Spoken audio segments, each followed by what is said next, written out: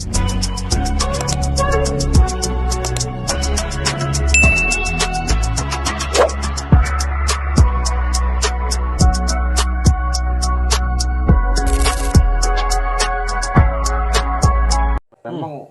perkara ini dari awal sangat unik ya.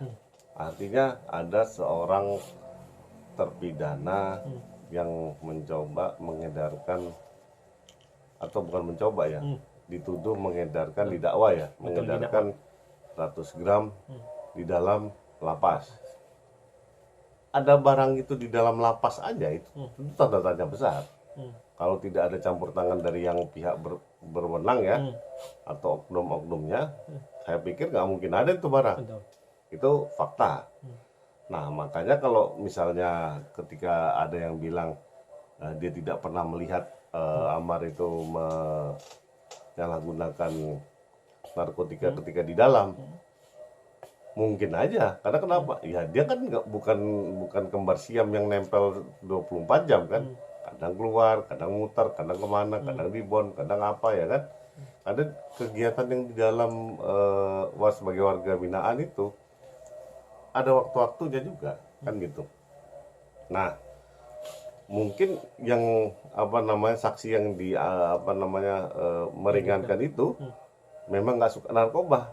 Nah, akan tetapi kan yang ketangkap itu 5 orang itu pas mengkonsumsi narkoba atau dia mengedarkan narkoba kan gitu. Nah, makanya artinya memang ya untung saya nggak jadi hakim ya. Jadi kan memang mesti dengan terang benderang kita melihat ya hal ini, fakta-fakta yang disajikan itu sesuai apa enggak. Karena memang nanti akan berdampak pada hukumannya. Nah, hukumannya ini mau kemana?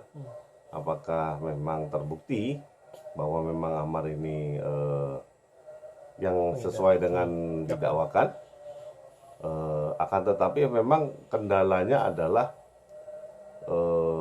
siapa Andre ini kemana kan gitu. DPO. Tapi barangnya ada, katanya di tempat Amar, tapi Amar bilang nggak ada di tempat dia. Dan itu tempat siapa dong? Itu kan jadi debat kusir jadinya kan. Nah, ketika ada penggeledahan, kan itu ada berita acara penggeledahan. Nah, kalau dia minta CCTV juga, itu memperkuat berita acara penggeledahan. Tapi dibantah katanya ada penekanan karena dia bisa menandatanganin sesuatu yang bukan sebenarnya. Betul.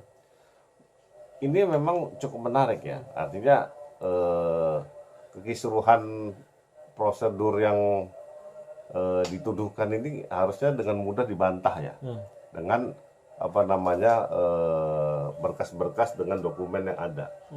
Karena saya melihat memang jaksa penuntut umum sangat yakin sekali dengan dakwaannya, sampai membiarkan terdakwanya itu sampai di Nusa Kambangan ya kan. Jadi di high risk ya kan, high risk prisoner ya. Jadi kan tahanan yang resiko tinggi. Ya artinya memang mau nggak mau perkara ini serius. Akan tetapi majelis hakim yang mulia ini juga sangat serius, sangat progresif. Dia harus dihadirkan, nggak boleh zoom. Nah, mungkin kaget-kaget juga ini. Makanya nih pemberantasan narkoba ini ya memang mesti serius lah. Artinya nggak boleh sapu itu nggak boleh dibiarkan kotor. Mesti dibersihkan juga, mesti diawasin juga. Karena kalau enggak, ini kayak benang kusut nih, muter-muter aja. Bang, yang tadi seperti apa bilang, Amar tetap kekeh ingin minta dihadirkan CCTV tersebut karena CCTV tersebut yang menghadap langsung ke kamarnya para kamar tahanan tersebut ya, napi tersebut. Tapi kalau misalnya disebut tidak bisa dihadirkan, Amar ini sampai sempat bilang berkali-kali, ini ada apa kalau misalnya tidak bisa dihadirkan? Berarti ada apa di belakangnya gitu. Sedangkan untuk menghadirkan CCTV itu kan atas keputusan dari hakim kan, majelis hakim. Gimana nih Bang? Ya, saya sih percaya kepada majelis hakim yang ini ya, cukup progresif. Mudah-mudahan dia membawa angin segar terhadap penegakan keadilan di Indonesia ya. Artinya menghadirkan Amar dan kawan-kawan di Jakarta aja di muka persidangan itu udah plus poin. Nah, kalau bisa menghadirkan CCTV seluruh lapas Salemba ketika detik-detiknya ada si Andre lah, ada siapa dan dia ketemu siapa. Nah, itu kan biar terang kan gitu. Nah, itu kalau bisa dihadirkan itu jauh lebih bagus. Ya akan tetapi di Indonesia ini di Konoha terutama kan ya kan itu terlalu banyak oknumnya daripada yang benernya kan gitu. Ya kita nggak heran ya. Karena memang ya itu pahlawan nasionalnya ya itu Soeharto jadi pahlawan nasional itu saya nggak heran. Artinya dengan sedemikian ini itu sudah jadi praktek umum, rahasia umum juga bahwa memang hal demikian itu dibiarkan. Bang, kalau menghadirkan saksi yang meringankan itu dari teman dekat itu diperbolehkan, Bang, karena kan si MF ini teman sekamar. Ini tidak ada kecurigaan kah kalau misalnya itu dia kong kali dengan mama dengan ama, atau karena untuk melindungi temennya biar sesama, biar tidak ibaratnya dijerumuskan lah, gimana ini, Bang? Yang SOP. jelas saksi meringankan itu saksi yang memang pada waktu kejadian itu memang ada di tempat atau memang saksi yang memang mengetahui kegiatan hari-hari si terdakwa kan, bahwa memang dia tidak seperti yang didakwakan. Artinya memang untuk meringankan itu untuk memberi gambaran kepada majelis hakim bahwa dia tidak seperti yang diceritakan di surat dakwaan itu. Surat dakwaan serem tuh. Ini gembong narkobanya si diduganya si Amar ya kan, dia mengedarkan sekian banyaknya, dia kaki tangannya si Andre misalnya. Andre minta siapa ya kan, nah dia kerjasama dengan para pihak yang notabene barang itu bisa masuk ke dalam aja kita bingung nih. Di situ putus kan, nah tidak ada penyidikan lanjutan. Itu hebat lah, ini cerita yang paling aneh yang pernah saya dengar sih. Tapi ya ini fakta, udah menjadi kenyataan bahwa ya di negeri Konoha yang ruwet ini memang kayak begini nih, memang ada cerita yang dipenggal-penggal. Jadi cerita utuhnya nggak ada. Nah, ketika penegakan hukum itu sepenggal-sepenggal, jadi bingung ini mana yang mau dihukum atau yang dikambing hitamkan. Jadi makanya menurut saya memang mudah-mudahan saya berdoa kepada Allah yang Maha Kuasa ya, hakim para majelis hakim ini diberi kekuatan ya untuk memutus seadil-adilnya ya kan, karena mereka adalah wakil Tuhan yang saya bilang tadi, tergantung keyakinan dia lah untuk memutus bahwa kasus ini kayak gimana.